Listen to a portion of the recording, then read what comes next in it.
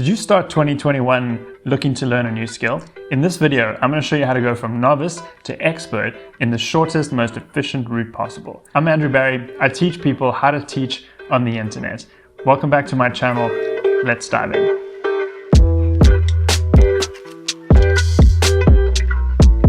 So the inspiration for this is this book, Peak by Ericsson. It is a series of studies and the evolution of this idea of deliberate practice. It was a game changer for me when I first read this. It underpins my belief in life that anything can be learned if you are motivated to learn it and you're willing to put in the hard yards that it takes. So there are three parts to this video. First, we're going to talk about purposeful practice and how that's going to make you the best novice out there. Then we're going to talk about mental representations and how they are the key to mastery. And finally, we're going to talk about how to go about developing mental representations. Purposeful practice. So think back to a skill that you already have. When you first started developing that skill, you probably spent a lot of time practicing it. So think about golf or tennis or more mental-based skill like writing. You start by just doing it, and the more you do it, the better you get. And at the beginning, it's kind of like exponential in how much you're learning and how much you're improving. But if you're not focusing on what it is, with specific things you should be practicing within that overall skill, you hit a plateau. So let's quickly unpack what is purposeful practice and why do we hit this plateau. So purposeful practice means getting out of your comfort zone in a focused way. So it means setting clear goals, having a plan of action to reach those goals, a way to monitor your progress towards them, and a thoughtful, mindful way of making sure you stay motivated throughout. So a perfect example is me with this YouTube channel. My goal for this year is to grow this channel to help spread the word about teaching online, and I want to be able to reach more people to do that. So my goal that I set for it is to create 52 videos and publish them every single week on this channel. But if you don't have a deliberate focus on certain elements of making a video, of playing tennis or of playing golf or whatever the skill might be, you're going to hit this plateau. And it's often an unconscious plateau where you think by just doing the thing over and over, you're going to keep getting better. But if you're not very specific about the specific things that you focused on, and you don't critically have a frame of reference over what excellent looks like, you're not going to keep getting better. So a great example of this for me with the YouTube channel was last year signing up and working with Ali Abdal for his YouTube course. And it was an eye-opening experience and a life-changing experience because I saw how much there was to go. I saw a master at work and saw a lot of different things that I could be working on. So I aim to be putting those into play during the course of this year. So how do we go beyond the plateau? That's where mental representations come in. Now, you've seen those movies, The Queen's Gambit recently on Netflix is a great example of this, of those chess grandmasters who can walk around a room of 50 people playing all these different boards and beat all of them without, with just seeing those boards for a few seconds at a time, whereas their opponents are studying those boards. What's happening there is those grandmasters have mental representations of those boards. They're not actually memorizing every single board. They've seen them before. So that's the crazy thing. What they've been able to do, and this is the scientific part of this, is translate the patterns in various different board layouts in chess into patterns within their long-term memory. So while a novice is using working memory to remember, different moves and like what each piece on the board does, an expert has taken that 10, 20, 30, 40 steps ahead because they've seen that before, and that's encoded in their long-term memory. How do we go about creating these mental representations? For the third and final part of this video, I'm going to give the framework, the sort of outline for how to go about this. And then I'm going to do a follow-up video to go into more detail here, because there's a lot to think about here, and there's a lot of nuances and things that we'll need a little bit more time to do. So I'm going to give you the framework in this video, and then next week we'll publish a follow-up where we go into more detail. So the first thing you have to do is identify who the experts are. Now, this is something you have to be very careful of. And there's some techniques that I'll cover in the follow-up video about how to go about identifying those experts, because the choice you make here, there's going to be a lot of work that flows from this.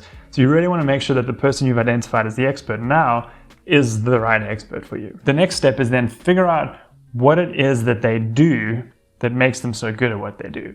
How did they learn what they learned? So for those of you who follow my podcast, that is exactly what I do. I interview experts to uncover how they learned what they learned. And it is the most fascinating thing. I can do it all day long. I absolutely love it.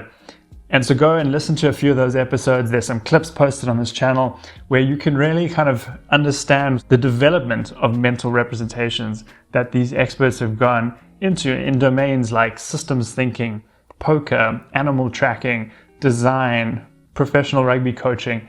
Doesn't matter what the skill is. The techniques and the frameworks that people use are the same. And so that's what's so exciting about this. So check out the podcast if you want to get more into the second step. So the third step is to come up with training techniques that allow you to practice what the expert's doing.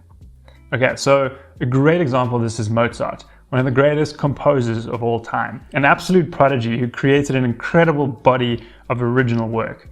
But he got started as a young kid by copying the work of others. He would deconstruct and reconstruct compositions of music to really understand how they worked.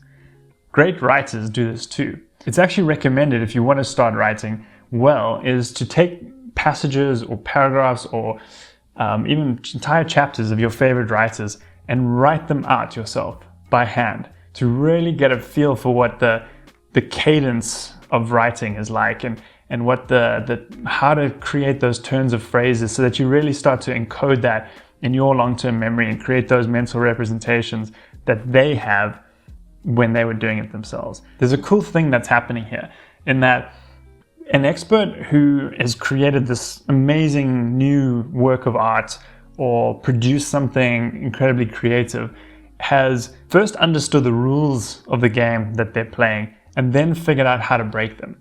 And so by taking somebody else's work and copying it and making your own and getting into that habit, that training routine, you can start to understand those rules as they evolve them. And by doing that multiple times over and over again, once you have a feel in your bones of those rules, you can also start to break them. So there's another whole part of this that we'll cover in the follow-up video, what to do when you get stuck. Because there will come a point in time where your motivation drops. And so we'll explore 2 things you can do to make sure that you keep your motivation high and a bunch of other steps that you can follow to get unstuck. The final step though in this is that mental analysis alone isn't enough. You have to have a bias for action.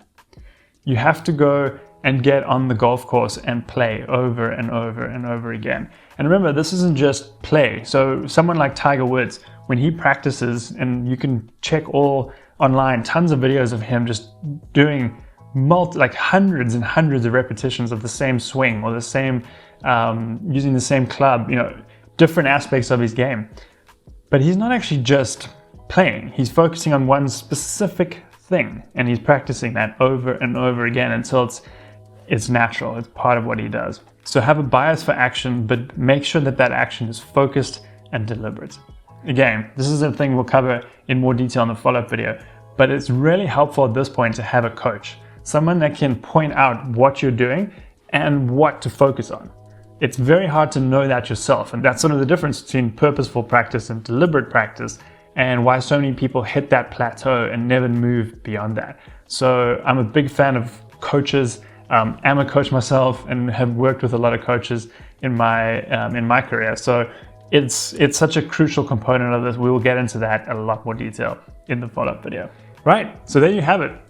These, again, thoughts, ideas come from this book, Peak. I highly recommend that you check it out. It's filled with great examples and studies that demonstrate why this works. But if you follow the approach that I just outlined, identify the experts, deconstruct how they do what they do, come up with training techniques so that you can practice that over and over again, and finally have a bias for action, you can learn anything. Thanks for watching. Please like and subscribe, and I'll see you next week.